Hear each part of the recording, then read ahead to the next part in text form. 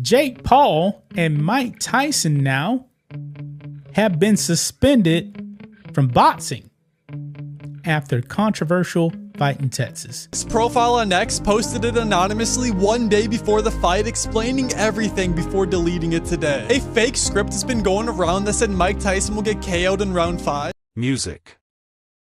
Jake Paul and Mike Tyson now have been suspended from boxing after controversial fight in Texas. This profile on X posted it anonymously one day before the fight, explaining everything before deleting it today. A fake script has been going around that said Mike Tyson will get KO'd in round 5. Mike Tyson's career has officially been knocked out cold thanks to a court ruling that not only bans him from boxing forever, but also fines him on top of it all. And while the headlines are all about how he broke down after hearing the decision, let's not rush to feel too sorry for him just yet. Many are upset over the Jake Paul and Mike Tyson fight, with some people claiming that it was rigged because many people bet a lot of money and they lost a lot of money. This is the same guy who hyped himself up with those so-called training videos where he went full beast mode, busting his coach's lip and cracking the ribs of sparring partners like it was nothing. But when it came to an actual fight against Jake Paul, Tyson looked like he was just there to stretch out the rounds for show. Everyone is talking about how staged this fight was. I do believe it was scripted, and I believe that Tyson was certainly held back. Look, I'm a fighter and I can see it. It goes on the record and it was sanctioned, so Jake Paul paid to get the W on his record. For what? For your own personal satisfaction. And sure, Jake's antics deserve their own chapter in this circus. But let's not lose focus. Tyson let us down. The fans who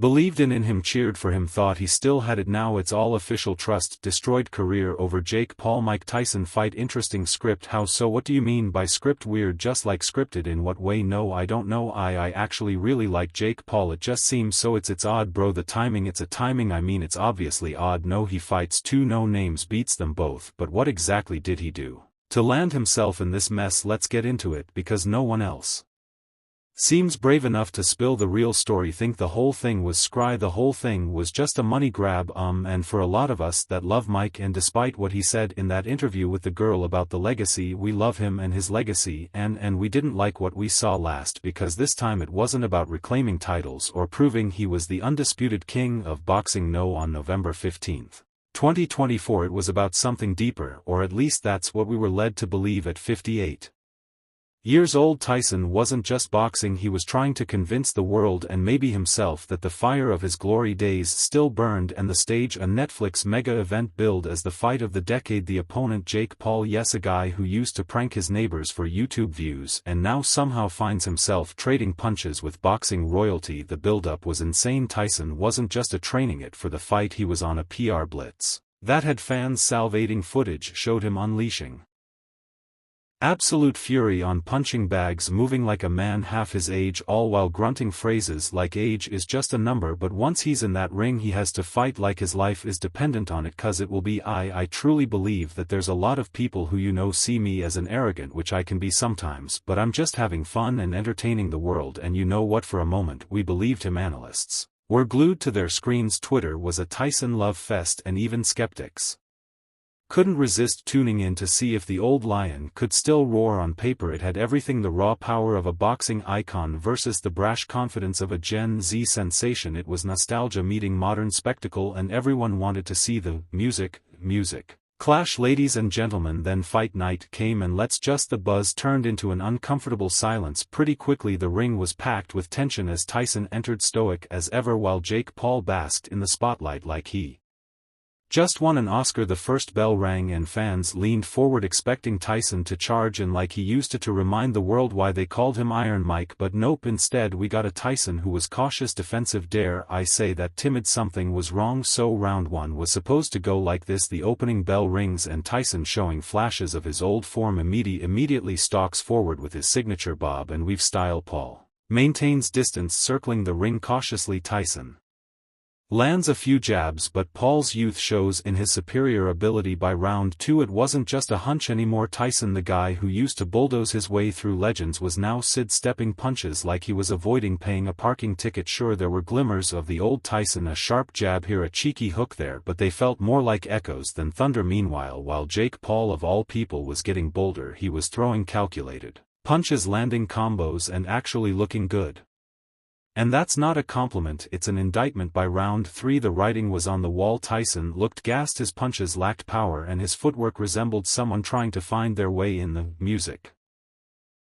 Dark Jake, seeing the opportunity of a lifetime, went all in. Well, as Allen as Jake Paul can go. The crowd's energy shifted, cheers turned into murmurs and then into something worse, disappointment. By the end of it the judges didn't even flinch when they declared Jake Paul the winner by unanimous decision. The kid from YouTube had just beaten the heavyweight legend. Let that sink in. If I hadn't saw it I would be worried that this fight may not. The fallout was brutal. Fans who had idolized Tyson for decades weren't just disappointed, they felt cheated. Social media was on fire, and not in a good way. Some defended him, saying, "Hey, he's almost 60, give the man a break." Others were less kind, arguing he had no business stepping back into the ring in the first place. And then there were the conspiracy theorists whispering that the whole thing might have been staged, because let's be honest, it did look a little too convenient. "I'm just fighting to take care of my bills. Basically, I don't have the stomach for this kind of no more. I'm more conscious with my children and those guys looking at my parents. I don't have that. I'm not an animal anymore." Whatever the truth, one thing was painfully clear: Tyson's legacy took a hit that night, and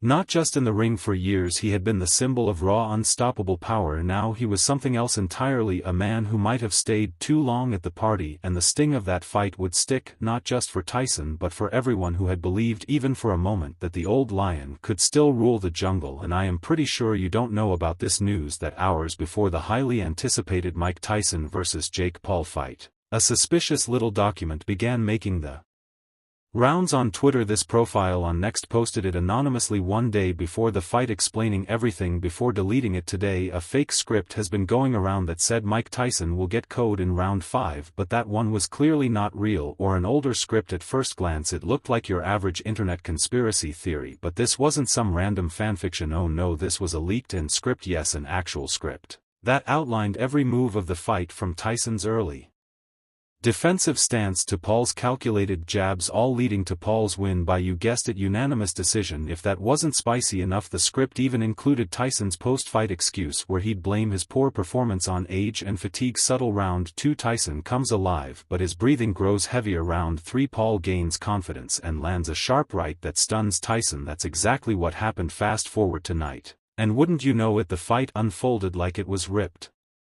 straight from the script. Tyson started off cautiously, barely throwing punches and looking more like a chess player than a boxer. Meanwhile, Jake Paul, armed with the confidence of a man who's never been hit hard enough, started landing punches exactly as the document predicted. By the third round the déjà vu was undeniable. Every key moment, every shift in momentum played out like a scene from a Netflix drama, and by the time the final bell rang, Tyson looked defeated. Jake Paul was basking in his scripted glory, and the fans, they were furious. Then round 4 and 5 the fatigue sets in strong for Tyson, and Jake is landing a bunch of hits. Round 6 Jake showboats, which is the tongue thing he did here. Then on round 7 Jake plays the safe to Nako Mike, and round 0 wins by decision and bows at the end. This is crazy. Social media exploded, and not in the fun meme-worthy way. We paid for a fight, not a live-action soap opera. One fan raged while his hashtags like Choward Tyson Paul scam and scripted fight shot to the top of the trending charts. The betrayal wasn't just about the fight itself, it was about trust. This was Mike Tyson, the guy who symbolized raw, unfiltered power, now accused of starring in boxing's equivalent of a reality show. The backlash was swift and brutal, with fans and pundits alike demanding answers. Your friend Mike Tyson